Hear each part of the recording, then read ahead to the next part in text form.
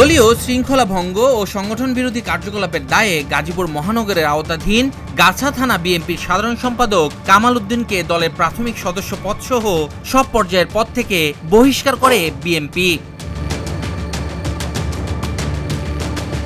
তবে বহিষ্কার করা হলেও কামাল উদ্দিন এখনো নিজেকে সাধারণ সম্পাদক দাবি করে এলাকায় রাজনৈতিক প্রভাব বিস্তার করে যাচ্ছেন।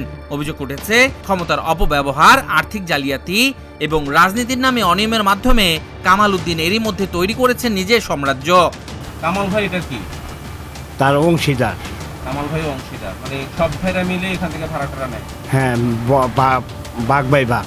শুধু তাই নয়, গাছা এলাকায় বিভিন্ন কারখানার জুট ব্যবসা নিয়ন্ত্রণ করতে কামাল উদ্দিনের নেতৃত্বে সশস্ত্র মহড়ার অভিযোগ রয়েছে। স্থানীয়রা জানান, দলবল নিয়ে প্রায়ই অস্ত্র উঁচিয়ে এলাকায় আতঙ্ক ছড়াতেন তিনি।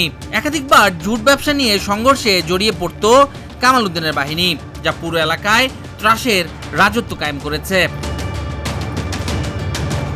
এ প্রসঙ্গে বিএনপির কেন্দ্রীয় কমিটির সদস্য এবং বৃহত্তর গাজীপুর জেলার সাবেক সভাপতি মোহাম্মদ হাসান উদ্দিন সরকার বলেন, হানিফ হত্যাকাণ্ডের পর কামালের কর্মকাণ্ডে বিব্রত অনেকে। এ ধরনের ব্যক্তিকে প্রশ্রয় দিলে বিএনপি জনগণের আস্থা হারাবে বলেও জানান তিনি। এত জুনিয়র ছেলে পেলে আগে খবর রাখতাম না এবং সে রাজনীতিও করতো, আমি সেগুলো খবর রাখতাম না। আমার ওই ছেলেটা হানিফকে হত্যা করার পরে আমি তার সম্পর্কে জানতে পারলাম। আমাদের দলের কিছু লোক তাকে চেষ্টা করছে দলে আনবার জন্য, আমার কাছে আসছে। আমি বলছি যে না, আমার পক্ষে সম্ভব না এই ধরনের লোককে নিয়ে রাজনীতি করা, কারণ এই টাইপের লোক নিয়ে গেলে জনগণ ভোট দিবে না। লুটপাট করার যে মানসিকতা যেসব নেতাদের আছে, তার মধ্যে মন্নান সেবার পোলা রনির একজন। আলোচিত হানিফ সরকার হত্যা মামলার অন্যতম প্রধান আসামি ছিলেন এই কামাল উদ্দিন।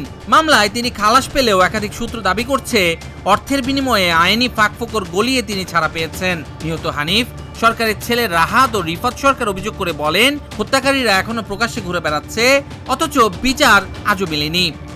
আমার আব্বা বাসায় মার্ডার হয়েছিল এক্সিবিশনে, আর এই যে কামাল জজ করে ফাঁসির আসামি ছিল এবং সে অনেক টাকা খরচ করে সে এই বেকসুর খালাস হয়েছে। তো সেই তো ছেলের মূল, সে যেহেতু বেরিয়ে গেছে, এখন তার কিছু বলার নাই। আর এখন এটার এই আসামি যারা আছে, তো সবাই তো আমরা বিচার চাই। প্রকৃত আসামি সে এখনো দিব্যি বাইরে ঘুরতেছে, তো এটা আজকে না, অনেক বছর হইতে সে বের হয়ে গেছে। শুধু হত্যাকাণ্ড নয়, কামালের বিরুদ্ধে রয়েছে বিপুল অর্থ আত্মসাতের অভিযোগ। ভুক্তভোগী ঝিনু বেগম অভিযোগ করছেন, কামাল তার কাছ থেকে প্রায় 65 লাখ টাকা আত্মসাৎ করেছেন। এই ক্ষতিগ্রস্তের কারণে আমি একে সর্বহারা দেখেন আমার বাড়ির কি অবস্থা। আমার স্বামীটা মারা গেছে 2 বছর এই টাকার সুখে। এখন আপনি তার থেকে পান কত টাকা? প্রায় 60-65 লাখ টাকার মতো। আপনাকে দেয় না কেন? দেয় না, ও তো পলাই তো ধরতেই পাই না। এই নেতার কারণে তো সেই নেতার দেখায় রাজধানী আমি তারে না ধরতে পারি, না টাকা পয়সা নিতে পারি, এইভাবেই পলায় পলায় থাকে, আমার ধরা যায় না। সে কি বিএনপি নেতা দেখে প্রভাব বিস্তার করে টাকা না দেওয়ার জন্য? তাই তো মনে করে বিএনপি নেতা হিসাবে। তো অন্যদিকে খাইলকুর এলাকায় কামাল উদ্দিন অনেকের জমি জোর করে দখল করেছেন এবং বড় বড় সাইনবোর্ড টাঙিয়ে লিখেছেন, বায়না সূত্রে মালিক মোহাম্মদ কামাল উদ্দিন। স্থানীয়রা অভিযোগ করছেন, কামাল এই জমি বিভিন্ন মানুষের কাছে একাধিকবার বিক্রি করেছেন। এদিকে সিটি কর্পোরেশনের নিজস্ব সম্পত্তি ও যেখানে গাজীপুর সিটি কর্পোরেশনের সাবেক কাউন্সিলররা বসতেন, তা দখল করে বানিয়েছেন বিএনপির পার্টি অফিস। জানিয়ে চ্যানেল এস এর অনুসন্ধানী টিম তদন্ত শুরু করলে প্রশাসনের টনক নড়ে। পরে গাজীপুর সিটি কর্পোরেশনের আঞ্চলিক নির্বাহী কর্মকর্তাকে বিষয়টি জানালে পরদিন সিটি কর্পোরেশন কর্তৃপক্ষ কামালের ওই অবৈধ অফিস সিলগালা করে দেয়। আমরা ওখানে ওয়ার্ড অফিস করবো, ওয়ার্ড অফিস আমি অলরেডি আজকে এসে বলছি, কারে দায়িত্ব দিলাম না, মানে করতে, যে পুরাটা রুমগুলার একটু করে নিয়ে এসে, যেটা আমরা অলরেডি ওখানে টিসিবির পণ্য দেওয়ার মতো একটা করছি, রুমও করছি 35-এর। হ্যাঁ, কি কি আছে, কোথায় কি কি আছে, ওইটা একটা লিস্ট নিয়ে, ওইটা আমি হয়তো কালকে পরশু দিন যাবো, গিয়ে ওই ওয়ার্ড সচিবকে একটা রুম দেখে কোন রুমে বসানো যায়। ওইগুলো তো আসলে আমার জানা মতো যখন গেছিলাম একটু ভাঙাচুরাই একটু অনুসন্ধানে বের হতে থাকে একের পর এক তথ্য।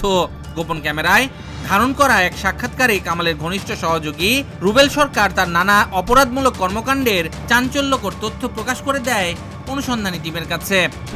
রাজনীতিটাই আমি করছি, আমরা একসাথে রাজনীতি করছি। 5 তারিখের পরে ওনার চরিত্রটা অন্যরকম। পুলিশের সাথে তার সম্পর্ক, পুলিশকে এই গাছা থানার ওসি সে রাখছি টাকা পয়সা দিয়া, কবে যাইতো ট্রান্সফার হয়ে এই ওসিকে কামাল সাহেব রাখছে। হ্যাঁ, সে আওয়ামী লীগের মানে পুনর্বাসন করছে। মানে মোট কথা আমি সব কিছু মেনটেন করছি। বিগত দিনে বিরোধী দল থাকতে গাছা থানার যুব দল, ছাত্র দল, মূল দলের কমিটি সব লোকজন আমি নিজে মেনটেন করে ঢাকা শহর, মানে আপনি আমার প্রোফাইলে ঢুকতে বুঝতে পারবেন তার ফেসটুন পোস্টার সব কিছুই আমি করছি। যত কর্মী আছে আমার হাতে বানানো। এখন ছেড়ে দেওয়ার কারণ সে 5 তারিখের পরে তার নিজের আখের বসাইতেছে। এখন যাদেরকে আমি নেতা বানাইছি তাদেরকে যদি আমি কোনো কর্মসংস্থানের ব্যবস্থা করে দিতে না পারি তারা আমারে ব্লেম দিবে না। তাহলে সে যদি আমার তো নিজেরই অনেকগুলো ফ্যাক্টরি আছে, নিজের ফ্যাক্টরি নেই, নিজের দখল করা নিজের ফ্যাক্টরি। আপনার 5 তারিখের আগে আমি নিজে টাকা দিয়ে সহযোগিতা করছি, এই টাকা অনবন। তার দেয়া তথ্য মতে কামালের পৃষ্ঠপোষকতায় একটি সন্ত্রাসী বাহিনীও তৈরি হয়েছে। কিশোর গ্যাং মেনটেন করে আমরা শুনি। হ্যাঁ, আরো আছে, মানে টোটালি মনে করেন যে গাছাড়ায় অনেক কিছুই করছে। নানা অভিযোগ নিয়ে কথা বলতে আমরা কামাল উদ্দিনের সঙ্গে দেখা করার চেষ্টা করেছি, কিন্তু তার উত্তরের বাসা, গাছা থানা এলাকায় নিজস্ব মার্কেট কিংবা অবৈধ অফিস কোথাও হদিস মেলেনি। শেষমেশ আমরা তার সঙ্গে মুঠোফোনে যোগাযোগের চেষ্টা করি। সকল অভিযোগ অস্বীকার করেন তিনি মুঠোফোনে। আমি সম্পূর্ণভাবে আমি ষড়যন্ত্র শিকার ছিলাম, আল্লাহর রহমতে আপনাদের দোয়ায় আমি। আচ্ছা, সিটি কর্পোরেশনের যে জায়গাটার মধ্যে আপনারা দোতলায় অফিস করেছেন, আমি এখানে কোনো অফিস করে নেবো, আমাকে অফিস হলো মালিকের বাড়িতে, ঠিক আছে? মালিকের বাড়িতে আমরা একটা জায়গায় ভাড়া নিয়ে আমি এবং আমাদের বিএনপি সভাপতি আমরা থাকি ওইখানে অফিস করি। এখানে কি অফিস করতে বা কি এই ব্যাপারে ভাই আমরা জানিও না। বিএনপিতে আপনার বর্তমান পদ কি? গাছা থানা বিএনপি যুবদল আহ্বায়ক বিএনপির সাধারণ সম্পাদক ছিলেন। কিন্তু আপনার পোস্টার ব্যানারে তো দেখা যাচ্ছে যে আপনি এখনো আছেন। এখানে আমি তো এরকম কোনো ব্যানার পোস্টার আমি করিও নাই, আর আমার কোনো এরকম নাইও। আপনার আয়ের উৎসতে আপনি কখনো গার্মেন্টস ফ্যাক্টরির মালিক দেখান নাই, কিন্তু আপনার নামে অভিযোগ আছে আপনি 4টা গার্মেন্টস ফ্যাক্টরির মালিক এবং প্রত্যেকটা ফ্যাক্টরি আপনি দখল করে নিয়েছেন।